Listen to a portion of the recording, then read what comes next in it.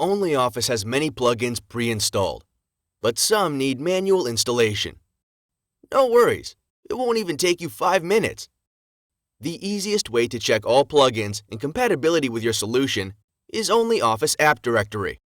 Let's take Word Counter as an example. It is compatible with the server solution. Get the plugin files from GitHub.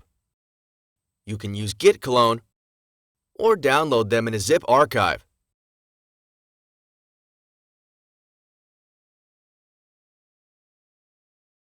In this video, we have Ubuntu, so our choice is Git clone.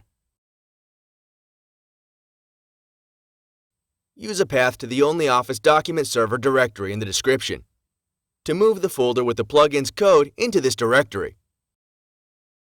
In some cases, you'll need to restart the system.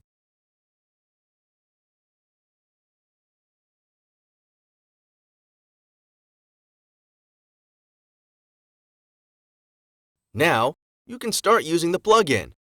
Easy, done. Visit our API via the link below for more information on adding and removing plugins. Have any ideas of plugins OnlyOffice should integrate? Leave them in the comments below. And don't forget to subscribe.